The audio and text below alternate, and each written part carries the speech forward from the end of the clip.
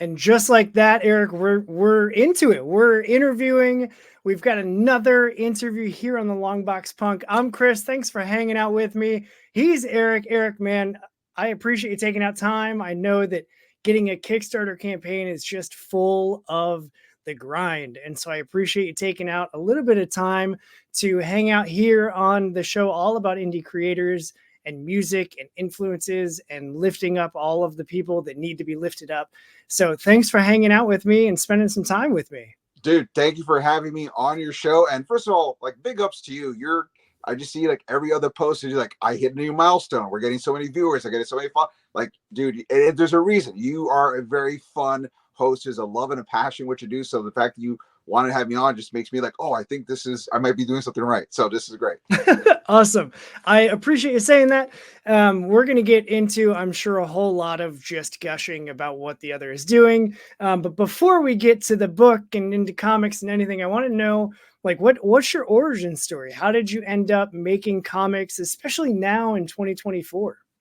Well, yeah, I'm a kid of the 80s, like late 80s, early 90s. So I was bitten by a radioactive comic book store owner. And unfortunately, it just kind of spread ever since. No, like I said, kid of 80s and 90s. So watching some of the most wholesome entertainment and some of the most inappropriate entertainment all at the same time, had an effect on me. I eventually became a stand-up comedian. I was touring and traveling for about 10 plus years.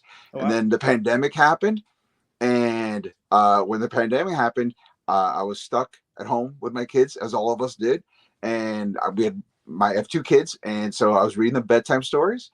And finally, one day, my kids are like, I'm like, what story you want to read next? And they were like, make up a story. I'm like, what do you mean make up a story? This is ridiculous. And mind you, pandemic, so we're plowing through entertainment. So we went through all of Gravity Falls, and then we went through Scooby-Doo Mystery Incorporated, which is the best Scooby-Doo out of.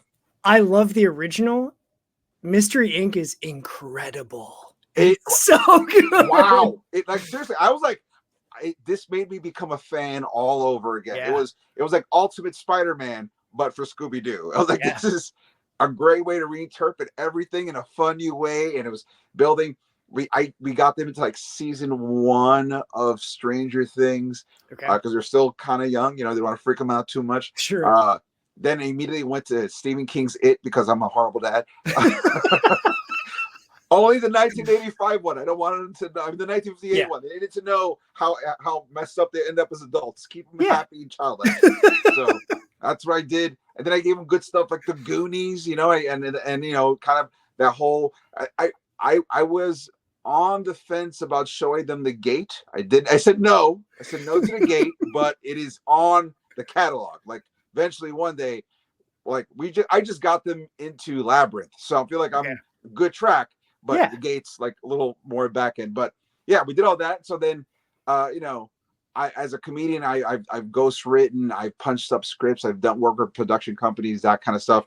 And so when they said, make up a story, and I'm like, what do you mean? They're like, you're a comedian, you make up jokes, just make up a bedtime story. So I was like, all right. And so I just took everything my ADHD pop culture brain could muster, and I swirled in this thing and I threw it at them. And as a comic, I kept making sure they were laughing, because there's an audience. Doesn't matter if it's an adult or children, you're on. We're going to do it. So I put this thing out, and then the next day I came home. We're getting ready for bed again, and I was like, "What do you guys want to read?" They're like, no, tell us the same story from last time. And then it just sort of like became this thing that I kept repeating. And just when I thought I got it down like a joke, like I knew how to tell it, my kids are like, now give us a new story. It's like, you wanted me just generate IP? What I look, the writer from The Good Place? I can't keep recreating things. All this insane. And they're like, no, new story, but with the same characters from the first story. I was like, oh, cool. I could do that. I've read comics. This is what we're doing. I'm building a story now. Eventually, so many stories that my kids were telling me I couldn't tell this story because it already happened 2 stories ago. I'm like, oh man, this canon. I totally forgot. I broke the comic rule.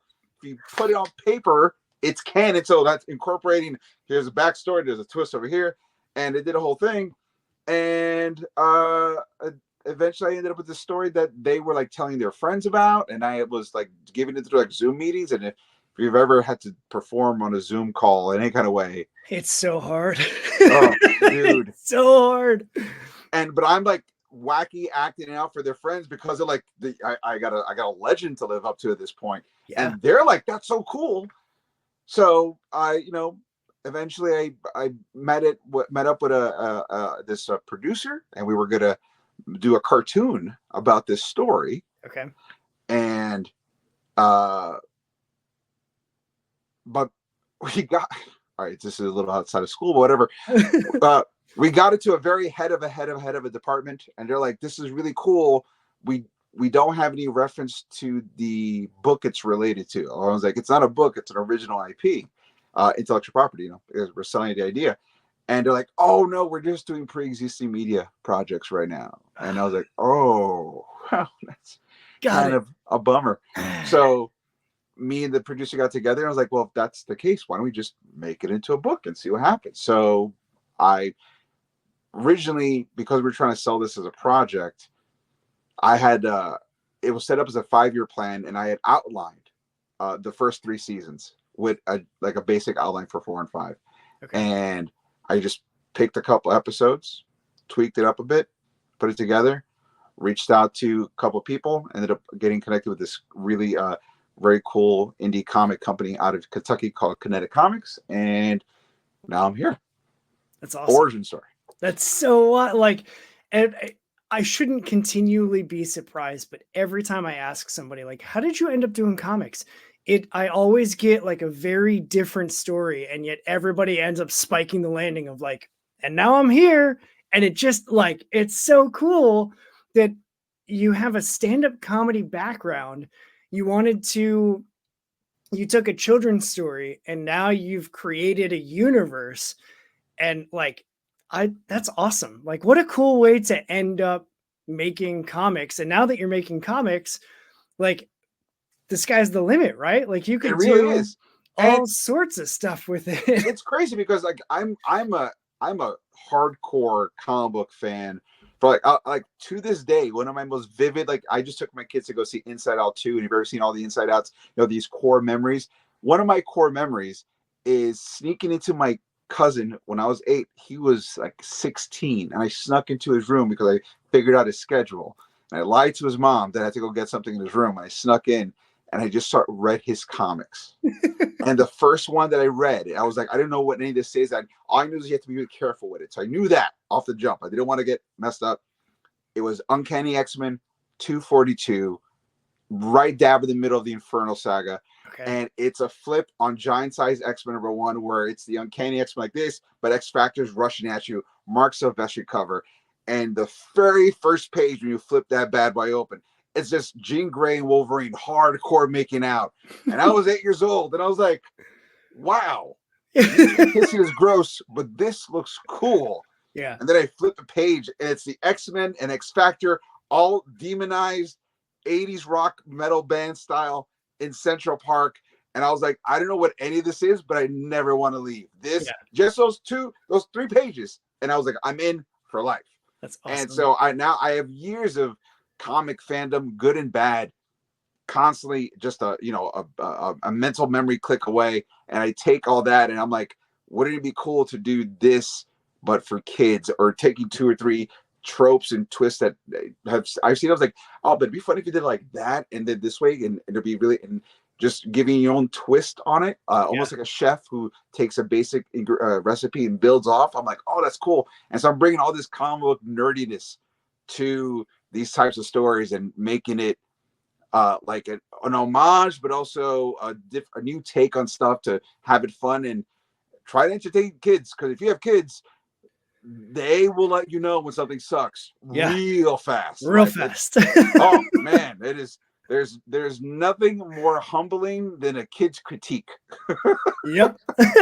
Yeah. So I mean, I would imagine if you were doing, because I remember like babysitting as I was going through junior high and into high school, because I was too young to get a real job, but I still wanted to have money so I could buy CDs and comics. and like wrestling figures. And so I babysat the kids across the street, and they were the same way, where they were like, well, just tell it, like, just make something up. And I used to babysit them like 4 nights a week. So I would do the same thing where I would start with one. And it was like, okay, so like there's a guy, right? And the next night I would be building. Okay, so remember where we left the guy last night? Here's what happened while I wasn't here. And then I would jump in and like, because I've always just been it's like I just think of all the things, but my problem is I think of too many things at once, and then like trying to get one out ends up being impossible, because I'm just like, I'm writing 7 stories all at the same time, and I don't know which pieces are which story. So that was stand-up helped me figure out how to like stick with one idea at a time, because or else I'd be trying to tell 7 jokes at the same time. I'm like, no, just one joke, set up, punch, move. So yeah, it's a whole. And that's the only reason why I was able to. But I've had the same problem as you. Like I was just like so many like ideas. Then I was like, people ask me, "What are you thinking about?" Like I have no idea. Just so much. I couldn't even tell you. Yeah. Yeah. the coolest daydream I'll never remember. Right. Yeah, my wife watches a decent amount of stuff on TikTok, and I've never ventured into that social media because I know I would just get sucked in. And there's somebody or a video or whatever that came up, and it was like, this is what it's like having ADHD. And they keep talking, and then like a second person starts talking, and then they're like animating stuff flying back and forth on the screen behind both the people. And then like words start dropping through the screen too. And she was like, babe, is this what your brain is like? I was like, that's on a good day. Yeah, that's yeah. You know what's more shocking is when I find out there's people who don't see it like that. I'm they like, don't have this is all wrong in me. Unfortunate. So tell me then, let me get back to where I had that button. Tell me about Danger Squad. Full book is coming to Kickstarter. Is it only on Kickstarter? Only on Kickstarter. Okay. And it's going to be in August, and we have some pretty big announcements. I think I could put this one out too. Now, this is just confirmed. One of the stretch goals we're going to be releasing is a variant cover by one of the artistic directors from Pixar. Oh, wow. Yeah. And that's so awesome. He's doing a cover. Very good friend of mine. He was actually just his team just finished working on Inside Out. They designed one of the characters from Inside Out, and we're very lucky to have him. So we'll announce the full thing on the Kickstarter. But just in case, if anyone here is a Pixar fan, we will have a variant cover by one of the character director designers doing that as well. So that's awesome. But Danger Squad is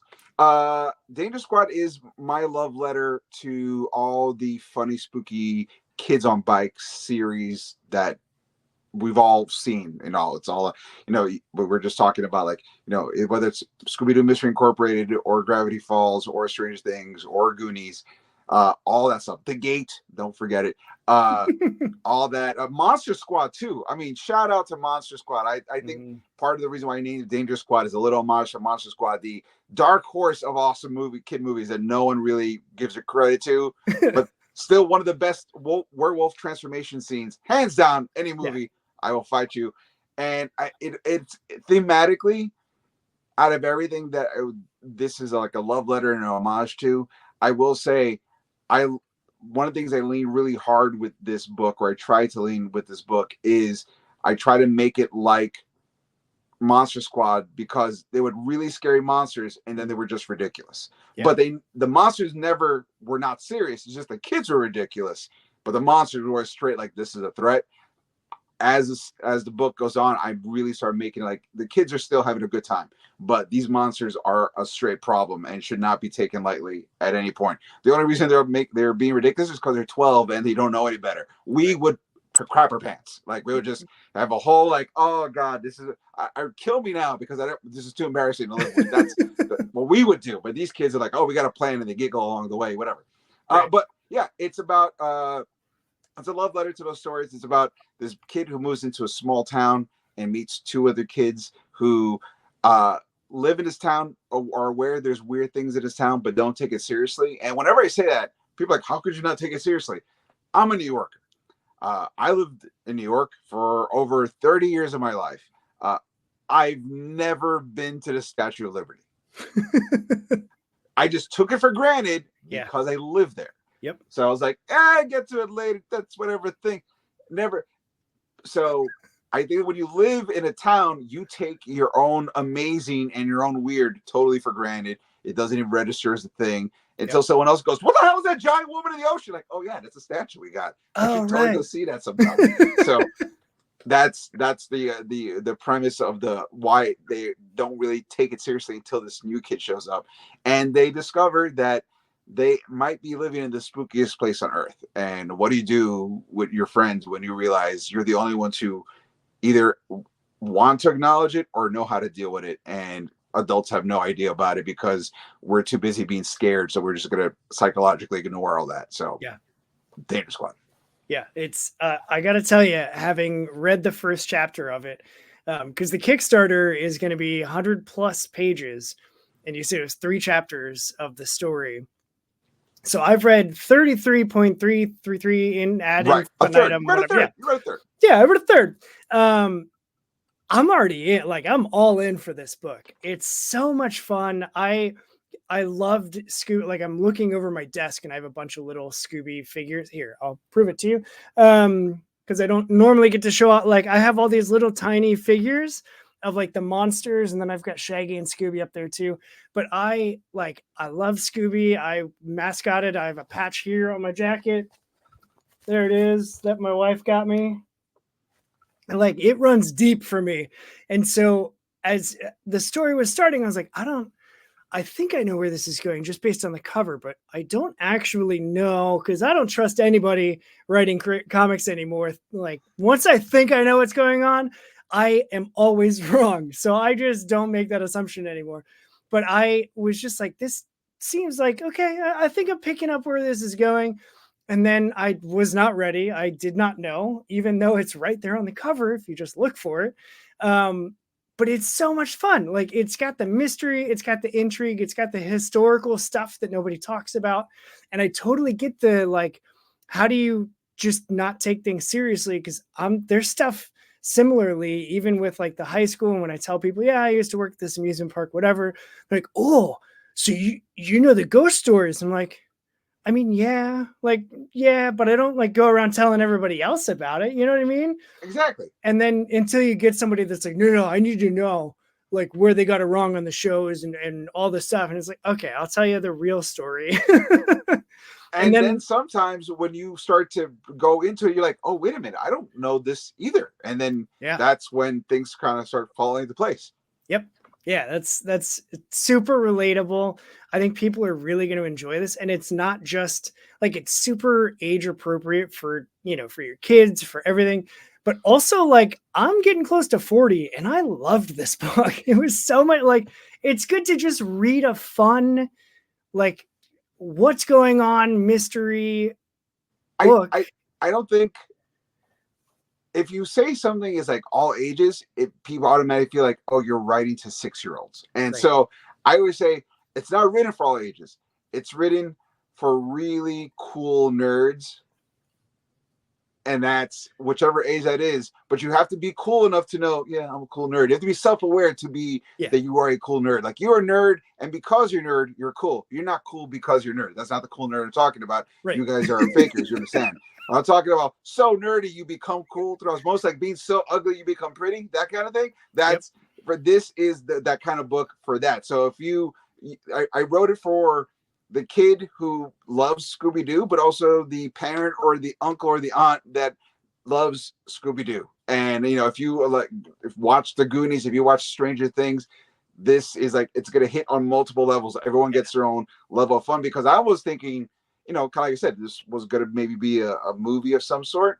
And I was thinking, like, I got to make sure this is funny for kids and for adults. It's got to be that perfect 1-2 punch where everyone's getting something out of it, but you all can agree what happened. Just what you get out of it is different. Yeah. That's kind of the my guiding post towards like how the tone of the story should be. Is like, everyone's got to get something out of it, but there's a general consensus of what happened. So yeah, and I definitely was picking up on some of those things as an adult, of like some of the dialogue from the teacher, and I was just like, I think that's written for the older readers, because the younger readers wouldn't understand that, like, that's really funny. And you can't say that to, like, as a kid, you don't expect your teachers to be full of like one-liners and zingers. And then there she is, like, no, that was a really good comeback, kid. And it's just like, teachers can't say that, but she's super into it. And then you find out even more, and I don't want to say anymore because they just need to read it. Like, you just need to read the book. It's super fun. I love that. So I went, after I read the chapter that you sent me, I went back and I like tore apart and looked at every little tiny thing on the cover that I missed. I don't know if it's the main cover or if it's like a backup cover, but one of the covers in the Google Drive that you sent me has a lot of stuff that, had I paid attention to it, it wouldn't have caught me off guard when I got there in the book. So is all the things that are on the cover, like the alien abduction with the UFO pulling up the guy, and Macy using magic, it looked like, and maybe are those things that are all foreshadowing, or were you just like, have everything is for like so once again, all the nerddom that you get in there. You know, if you read Chris Claremont for 20 years or 14, 16 years in the X-Men practically, that dude loves to sprinkle stuff down. And or Jonathan Hickman, here's a random scene.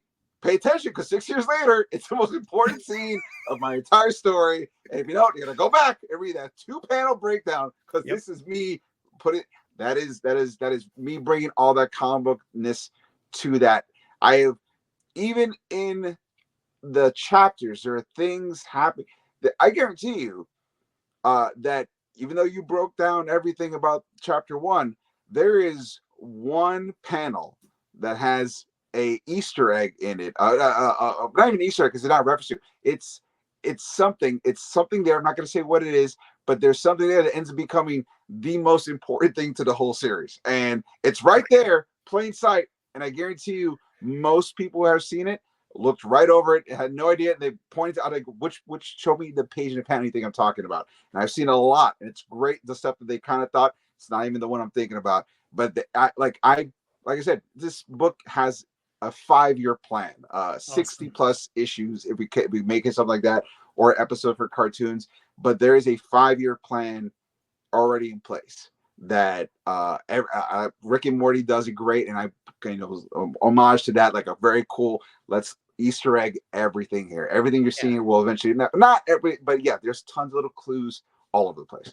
That's great. I love seeing payoffs like that. Like that, there were things that, even reading it, I was like, oh, that was just a like one-off thing that happened earlier that now it's coming.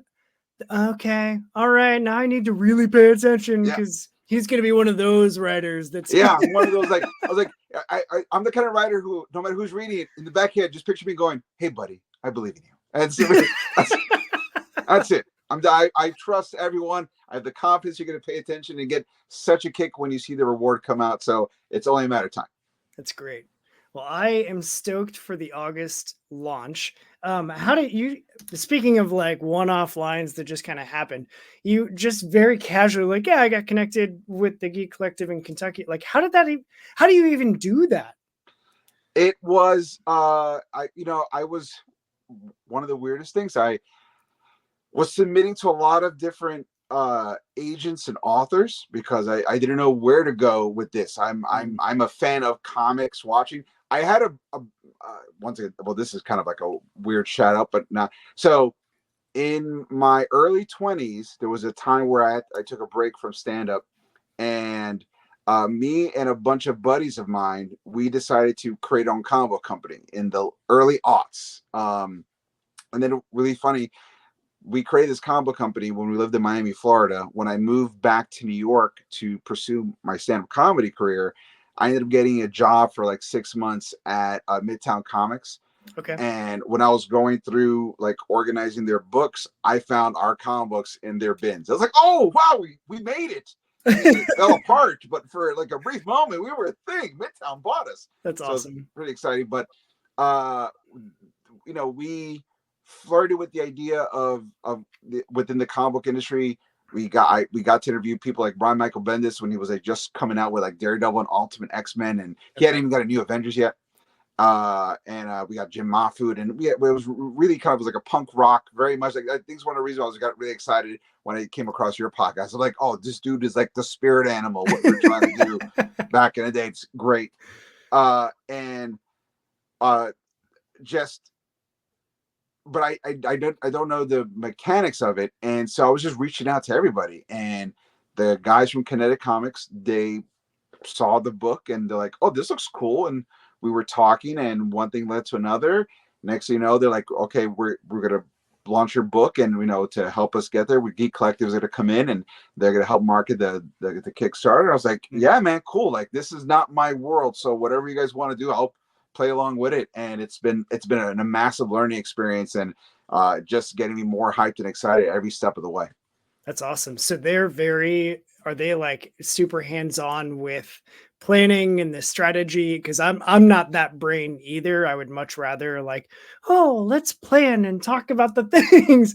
And then when it comes to like knowing the like brass tacks, I'm just like, I don't need to know that stuff if someone else does. So yeah, they're very much in a sense, they're herding cats. They're like, all right, guys, we're gonna make this idea work like this. Keep here, and yep. and we're I'm, as a parent of two, I take a lot of responsibility on like raising my kids right, because I don't want to raise an a-hole. I want the best version of a kid possible, and this project is kind of like my third kid. I'm like, I want to make this as solid as we got some really big ideas. As a matter of fact, I don't know if you or your fans are, but I'll tell you this, because this is kind of sneak peek as well. The main crux of the marketing is going to be kicking off, I think, in about a week or two, and we are doing a ARG, an alternate reality game, with the campaign of the book. So if you're following us on like X or Instagram or TikTok, we've been doing posts promoting the book. And every once in a while, a post will get hacked by this mysterious character called Dr. Mystery. And he is talking to the viewer, and it just for a couple seconds, and he's slowly been hacking certain pages on the website. And if you come across these things, eventually there'll be clues you can put together, and maybe you might discover some sort of hidden web page that you can find extra things about as well. And listen to his podcast called the Perplexing Proof Podcast, where he admits that he is a doctorate in crypto conspiracy theories, and he thinks he's discovered the greatest conspiracy theory of all time: this small, strange town where weird things happen and nothing makes sense. So that's something else you might be interested as well. That's so rad. That's such that's next level, like making a comic book, ton of work, lots of reward, super rad to do, like really good marketing, excellent, get it lined up. Like taking it to that further step is like, is Mr. Mystery like, is he in the book too, or is he like so he's sort of like the campaign we're working on with Geek Collective is they're bringing all their wonderfulness and their know-how. I don't know if you saw the trailer they just put out. It was like a 44-second trailer with a cool smoky purple background. Like they know what they're doing, and they just keep you on track, and like, and they don't, they are really good with structure, but you have to be an equal partner with them. Like they don't produce miracles, but they'll Rocky Balboa train you to Eye of the Tiger to get you where you need to go, and they'll do the heavy lifting. You just got to perform, So when I told them, hey, because this book is a mystery and it's spooky and everything, and it's funny, I think we should do something extra so it doesn't just feel like the same old kind of like, check out our comic. And he was like, what do you mean? I was like, my daughter's been telling me about this thing that's out there for those low budget indie developer horror video games called ARGs, alternate realities. And I think it'd be really cool if we did a shadow campaign going the same time as a Kickstarter, where there'll be this guy called Dr. Mystery, and he's been hacking the website that the book belongs to. He's been hacking random posts, and he slowly starts to when he hacks into either a post or on the page, you can see or listen to his podcast. And the first two podcasts will be what it is, and then eventually there's going to be a turn, and he becomes obsessed with this town, and his discoveries will mirror the closing dates of the podcast itself. So if you want to get all the episodes, you can get into certain tiers and get all the episodes and some extra stuff as well. And we're doing a whole thing. And you'll see, if you follow our post, he's been there a couple of times. You go to the website, you'll see there's some stuff that shouldn't be there that is, and it's him sort of like putting his fingerprint on stuff, going, look, it's me over here, pay attention. And I like that idea. When I was in New York doing stand-up is when The Dark Knight came out.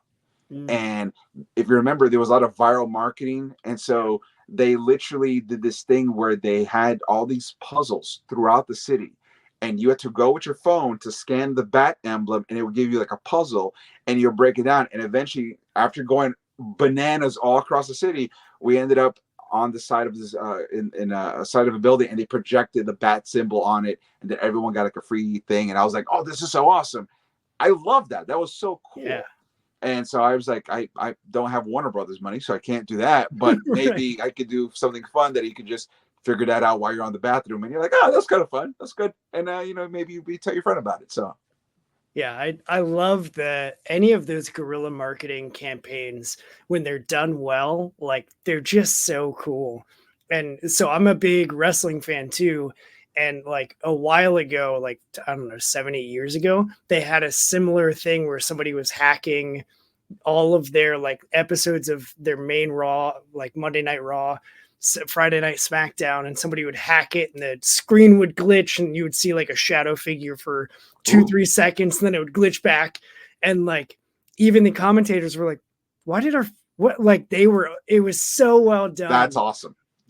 And eventually you figure out like, oh, it's this group of hackers that are like hacking the WWE, and then like they eventually, were revealed as wrestlers. And then once they revealed it, it was like, oh, well, they had these like goofy looking masks, and it kind of felt flat. The buildup was good, but the buildup was buildup was excellent, because it was just like the first time they did it, nobody mentioned it, and it was just like weird, streaming, whatever. Sure. You didn't even think about it. You didn't realize that you were already being brought into it and programmed into it. And so I like looking at the Danger Squad website, I was noticing some of the glitchy stuff, and I was like, man, if I had more time, I would really just like let this thing play out, because I have no idea what this is.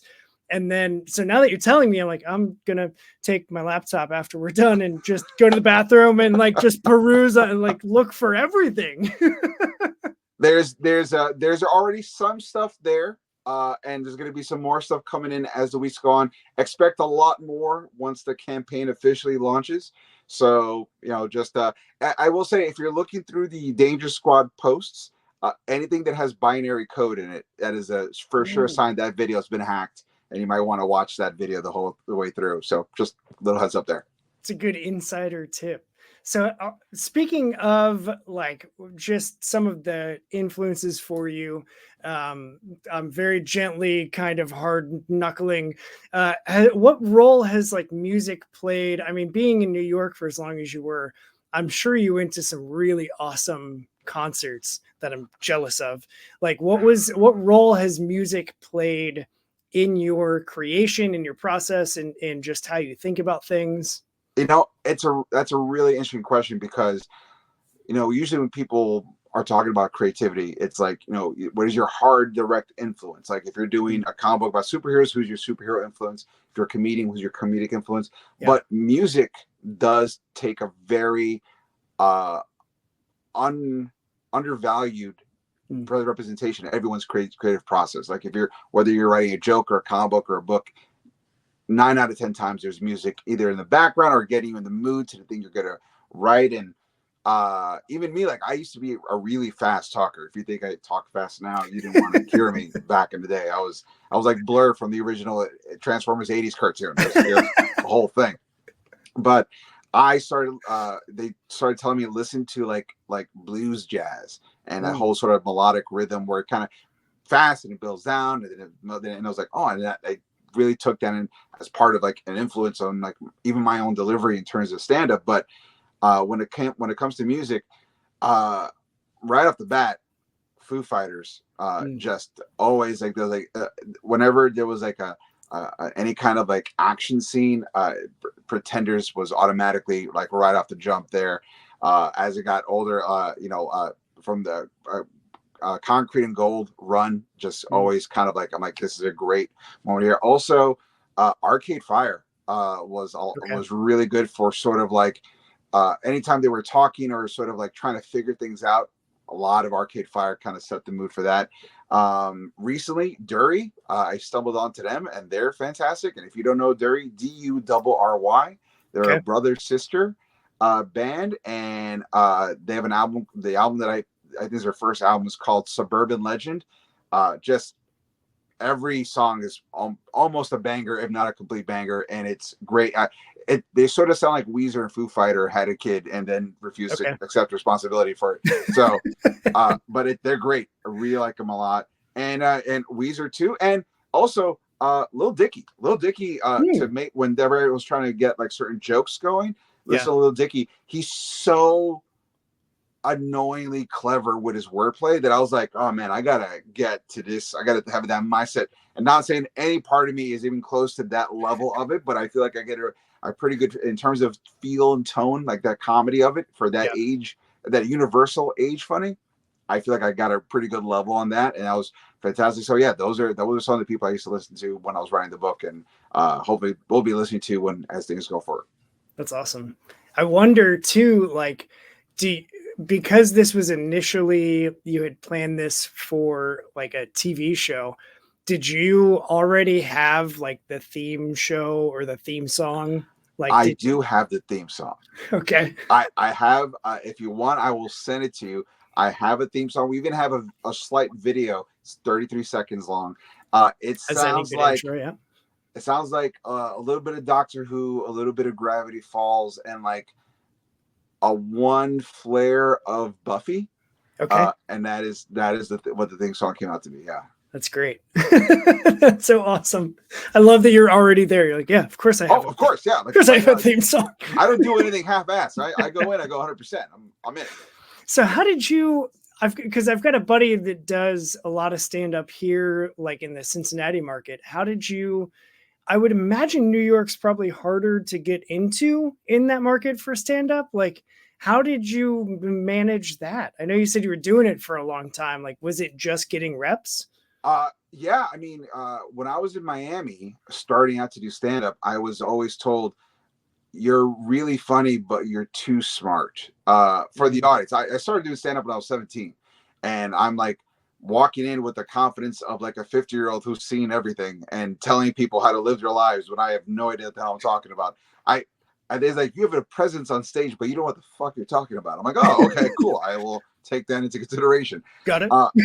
Yeah. And then, so then I went to New York to kind of like figure it out. And when I was there, life broke me. And through that break, I found my voice. And that's when everything kind of started going into. Next thing you know, I'm headlining with comics, and then from the headlining I start getting different representations. Start from featuring, I started headlining, getting different representations, started doing a couple of comedy festivals, and one thing leads to another.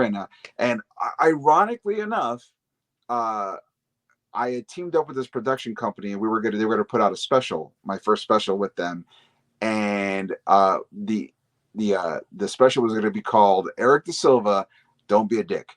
And the premise was, "Don't be a dick" was my my campaign slogan because I was running for president in 2020. Okay. And our promo video to kind of tease the idea of me running for president came out the day they announced the lockdowns. Oh, jeez. That's perfect timing. What could possibly go wrong? Such an attentive audience. I don't know what we were doing as a country to not pay attention, but nobody noticed apparently. And so things shifted, pivoted, but now I've come, but I needed that to get to the story. I would not have had the time to properly put this together if I wasn't with my kids and like, Dad, tell us a bedtime story. So yeah, Dad's winning is always going to be like, let's just take a second and like celebrate the win, because it's always the small wins, and that's the biggest like lesson that I've had to learn over and over and over and over and over and over and over is like, you just have to celebrate every win that you can. So the fact that your kids still willingly are like, no, tell me a story. Like, come on. Because yeah, I'm not going to pass that up. They were the only crowd I can get. Hell yeah. I was like, yeah, let's make this work. Yeah, and whereas my daughter, so she's going into her senior year in high school, and she's like, I don't want to talk to you. Like, why would I want you to tell me a story, let alone like no, go away. Just go do whatever. I don't care, but like, leave me alone. I have people to Snapchat with.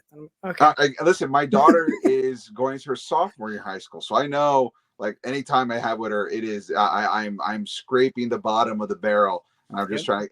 But you know what's cool is that she is both my kids. I don't want to brag, but they're nerds and not massive, not to my. They're nerdy about their own different things, which is totally cool. Yep. But they are also. I consider them like the consultants to the book, where I'm like, does this make sense for kids to do? And they'll tell me, no, this is stupid, or like, that's great. I'm like, great, thank you. That's all I need. Is just that level, that realism of like, would a kid react this way? How would you feel if you were in this situation?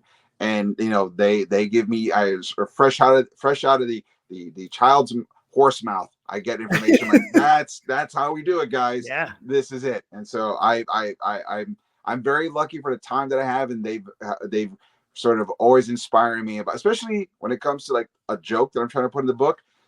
Ooh, man, when a joke does not hit, I'm like, how about this? And like, and like that cold stare.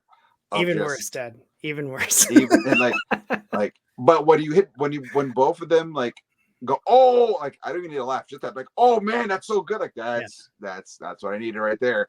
Got it. Noted.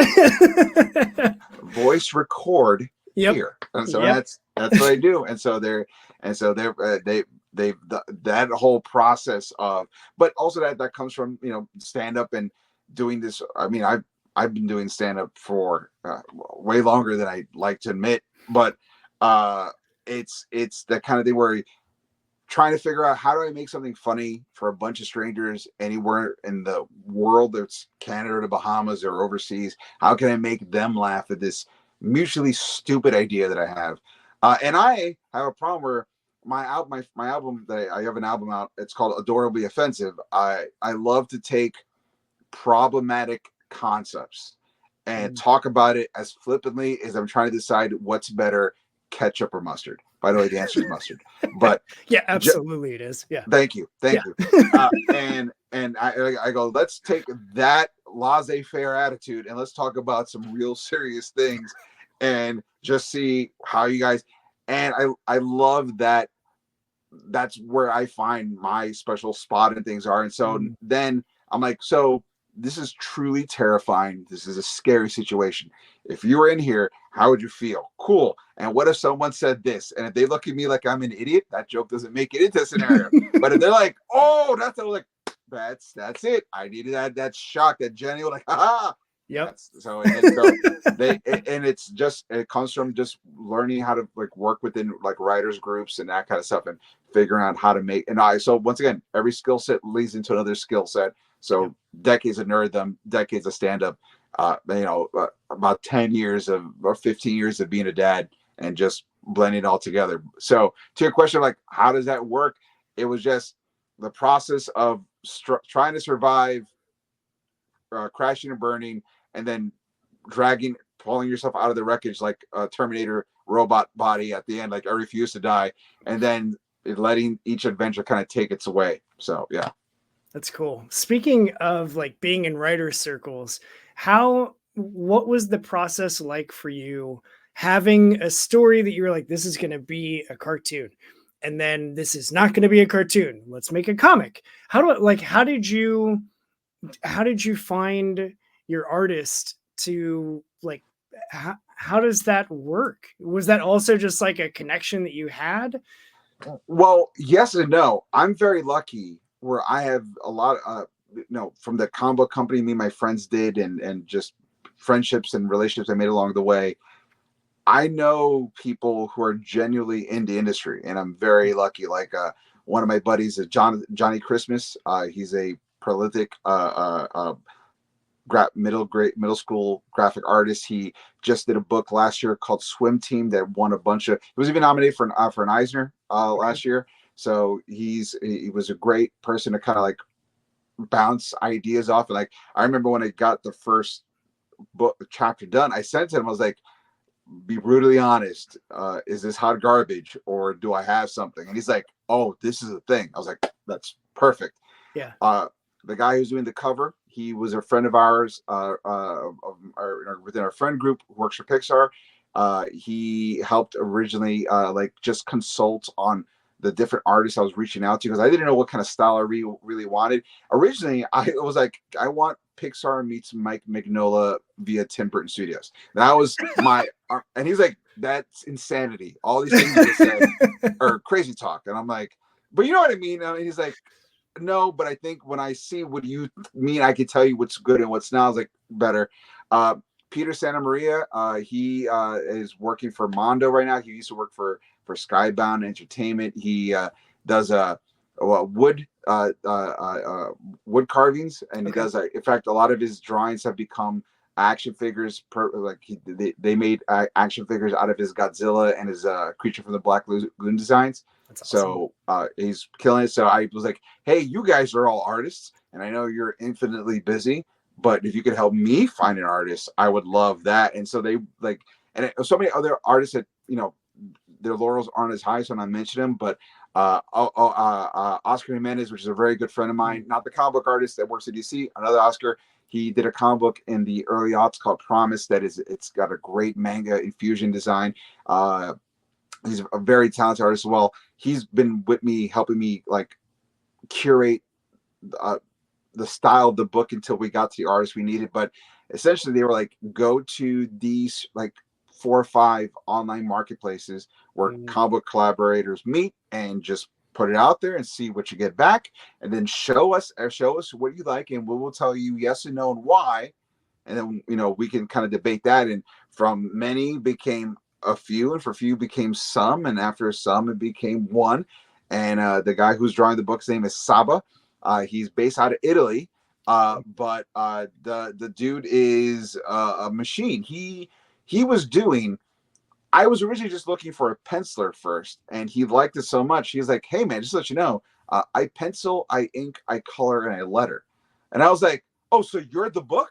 So okay, you're the guy who got it." Yeah, thank you for consolidating everything. Take all the money and let's just make this thing happen.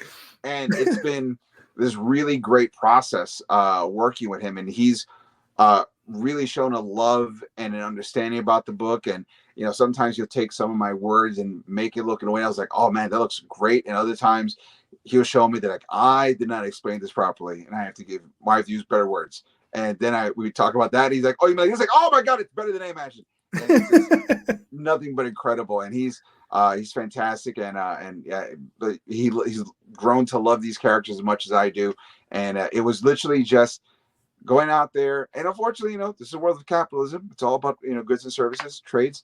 And there were some people that I saw that were really good, but, you know, very expensive. And then other people who were very affordable, but just not the level that we wanted the book to be. And Saba was this perfect guy who I really felt like he undersold. Like I should be paying him at least triple. That's how good he is. But I'm happy that we agreed on this because he's made the book look so fantastic all the time. That's cool. Yeah, it definitely, like, as I was reading the book, it's exactly the form and the look that I would expect it to have. As I got more familiar with the story, I was like, this is like firing on all cylinders. And so when I was doing more of my like pre-interview research, because I do that, I was just like, Eric only wrote it. Like, it feels like it's one cohesive, like everything is firing together. And it's just this perfect mix of like, it's very fun and it's cute when it needs to be cute. And the monsters look very monster. And there's a certain level of like dark foreboding in certain scenes that I was like, okay, like all of these work so well together. And it's like, it's one book and it doesn't feel weird or jarring to do the scene changes because of the different scenes that you've written him into. And I was just like, I'm impressed. Like, this is really good tandem collaboration. It's not just like, I hired a guy on Fiverr and like, here's my pages. Right. It definitely feels like this has been many conversations that now teased out into a book. So that's awesome. I'll be honest, like when we first started working together, I was like, we should really talk about, like, before we even start drawing, let's talk about the characters. And I'll tell you who I think they are, and you tell me based on personality. I'm not gonna tell you looks, but based on personality, you start thinking about it. And then I'm gonna tell you what they look, and then let's merge those two together. And you could and so we went this whole process just getting him to become familiar who these characters are. And when we finally was like, that's it, we both agreed, we both like this. Because something that I would suggest things, and he's like, it wouldn't look good, and he would show me why. And I was like, oh yeah, that's actually that one. He goes, but have you thought about this? I'm like, oh, I didn't think about that. And then we with this collaborative give and take of ideas, because I'm thinking story structure and he's thinking visual storytelling, and seeing how those things have to kind of mold into each other. And once we got to that level, and luckily, when I did send him the designs of the characters, I had all these other artist friends of mine already have the character designs that he had to think about it. But then he got to infuse his style and his personality that he's come to understand each character to have onto those drawings and make it his own.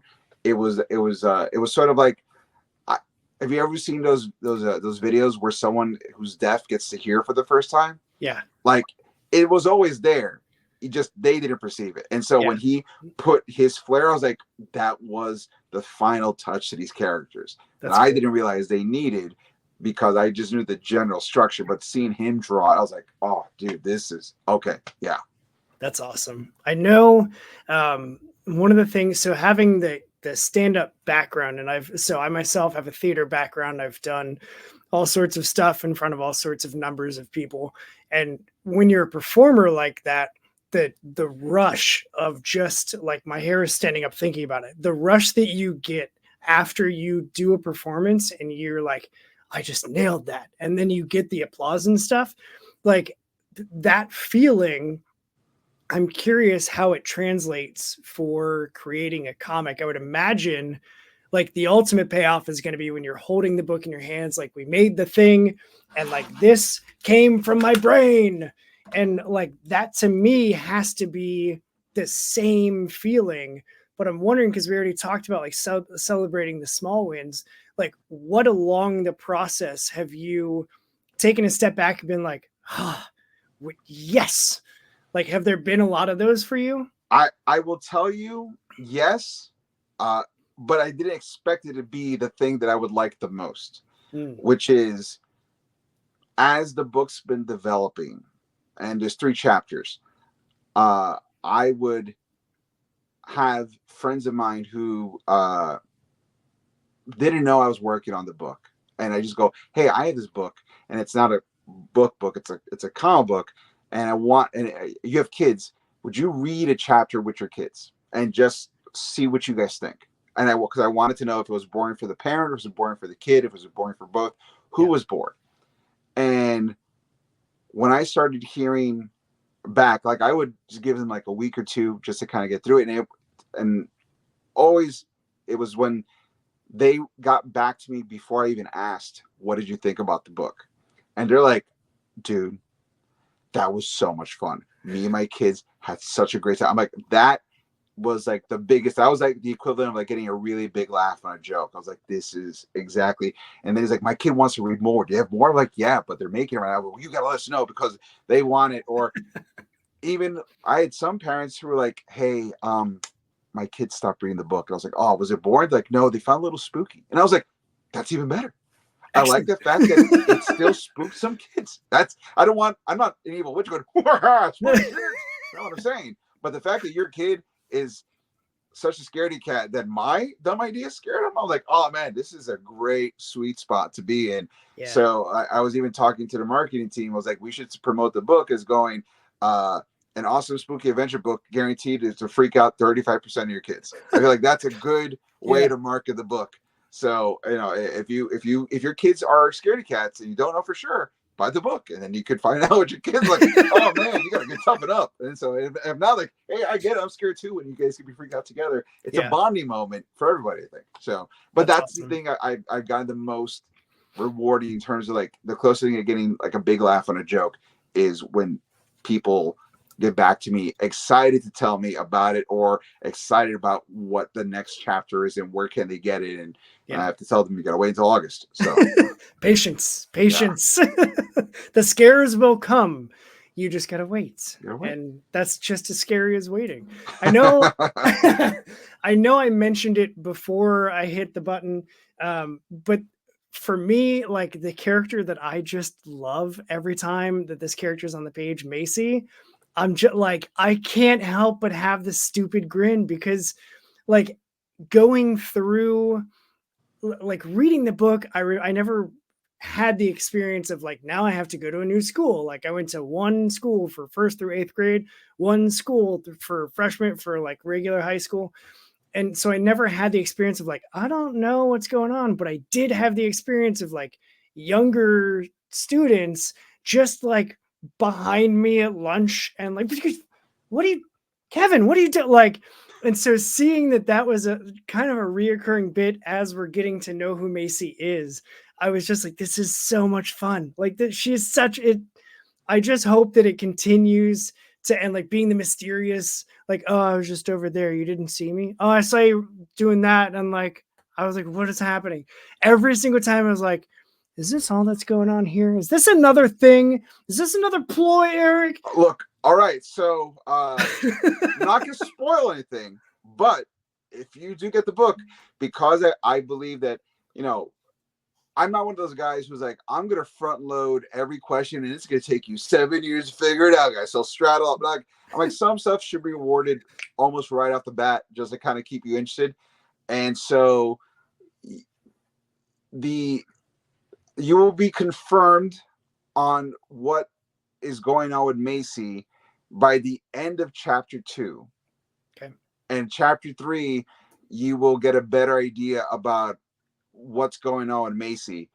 And that's all I can say. But Perfect. You will be rewarded. If Macy is one of your favorite characters, you will get rewarded with her very, not quickly, but at a very acceptable clip. So great. Yeah. That's really all. I was just asking that for me. I don't. You're not the first person to say they love Macy. I get it. I have 5 characters in total in Danger Squad. And in order of like people that get excited, it's Macy, and then it's Layla, which is the black girl with the Afro puffs. Yep. And then it's Kevin, and then it's Leon. Which is weird because Leon's my favorite character, and it's the people they like the second to last. And I'm like, no matter, he's my favorite. Yeah, all you guys can screw yourselves. But it goes to show, even though he's my favorite, I'm not biased. I try to make every character cool in their own little unique way, and everyone can kind of stick onto it whichever which way you like. So, but I totally understand why Macy is cool. I'm waiting till you get to Layla. Layla is one of my favorites as well, and she is way more punk rock than even you and me put together. So she's pretty sweet, and I can't wait for you guys to meet all the characters. That's great. Awesome. Well, let me check here. Cheating. Yeah, those are my questions. All right. That's what I had. So before, though, because I'm not just going to let you off like that. Before, when I run out of all of my notes, and again, just to prove, like, no one's asking me to prove any of this, but like, I need to prove it for me, that I'm doing the thing and I'm researching. Take that, Mrs. Shannon. Anyway, that's a weird junior high teacher that I didn't expect to pop into my brain ever. Well, we're talking about a middle school, junior high a book, so it makes sense. I mean, it's like, take that, Mr. Shannon. I take notes. I follow through. I'm showing the work. If only you could see me now. But no, so when I get to the end of these, I like to shut up and just turn the microphone over to you. Anything that you have on your heart, on your mind, you want people to know about you, about the book, about whatever, my allergies apparently, just go for it. This is your space, and I will shut up and get out of the way. All right. Guys, if you made it to the end of this interview, thank you so much. I hope that you find this book fun and interesting. If any part of it is like, oh, that seems kind of cool, I guarantee you I did a horrible job selling it. And if you end up picking up the book. You're going to get so much more out of it. I hope you get to participate on the ARG that we're developing. If you want to get more into it, go to dangersquad.com. Spells like it sounds, dangersquad.com.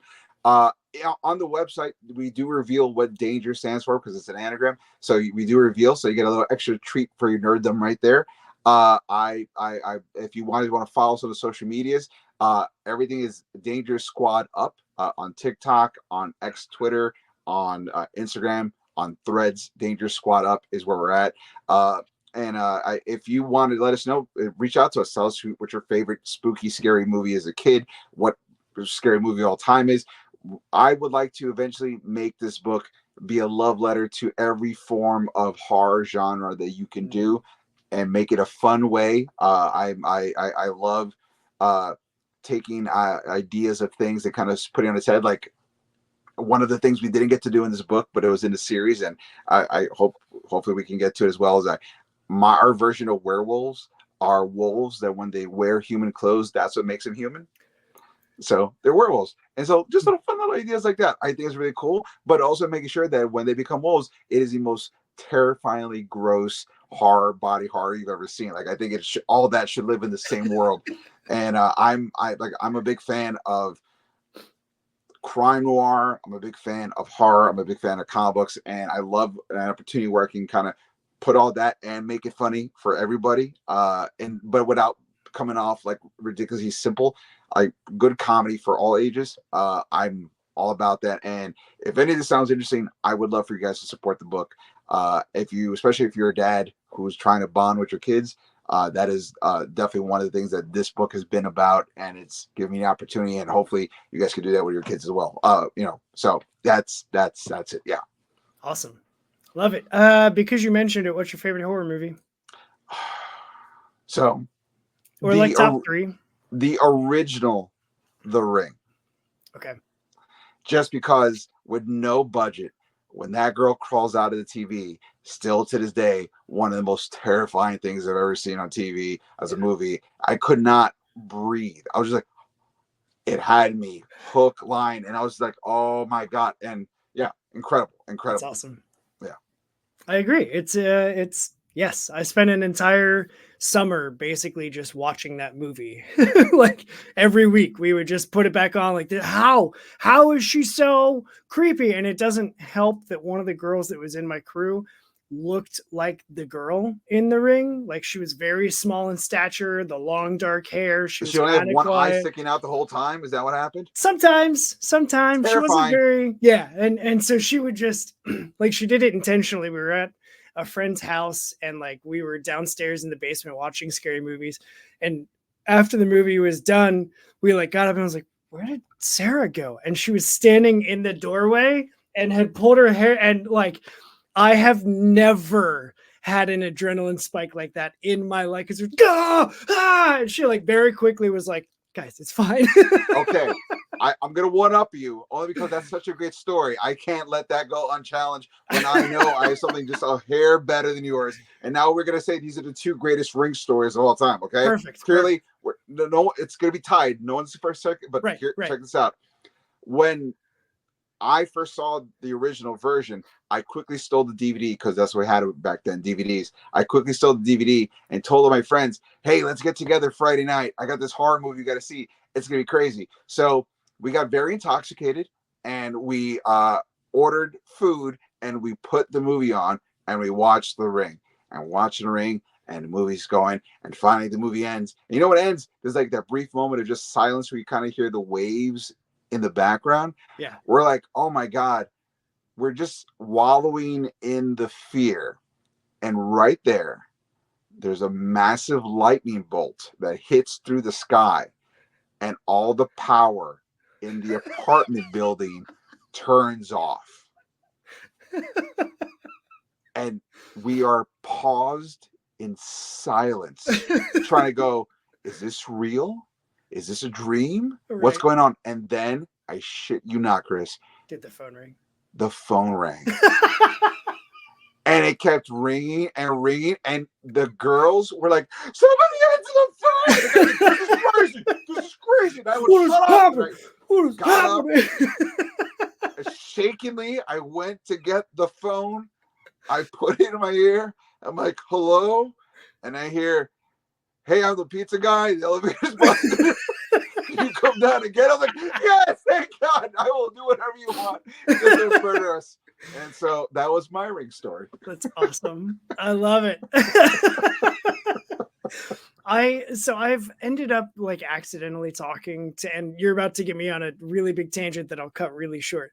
I've ended up talking to a lot of indie comic creators that are making horror books just by happenstance, but also like horror is my favorite genre of movie. Horror is my favorite genre of comic books.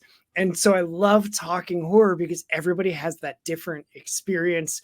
Everybody has a different thing that gets them. And I just like, first, it just is fascinating to me. And there's so many different types of horror. It just like there's so many different types of comics right now that it just is like, we are as fans are just feasting on like all of the stuff that's out there, because even the bad campy horror is still really good. Yeah.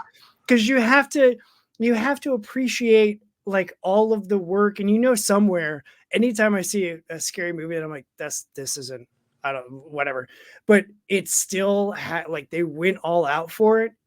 I still think of the prop master that somewhere is like standing there with their thing of raspberry sauce, just waiting, because they're on set. Like, that they have that person that's like, I'm the blood person. Come on, Carrie. Ah! Like, I live for that person on horror movies. And I've worked on a couple like really small, no budget horror flicks. And I've been the person that gets splattered with the blood. And it's just as fun being on set as it is watching them, and then just like having that background and doing both sides of the camera. I just like, next time you watch any horror movie, please just think of the prop person with the bucket of raspberry sauce or blood or whatever that's just getting ready to dump it on the main character, because it makes it so much more fun to watch. Okay, this one's for you, Chris. Like, if you watch the Terrifier movies, they're not really scary. They're just gross. Right. But like, it's really fun, gory horror. And I think it like the campiness of Art the Clown and just the like stupid wave that I just think it's so good. It's so good.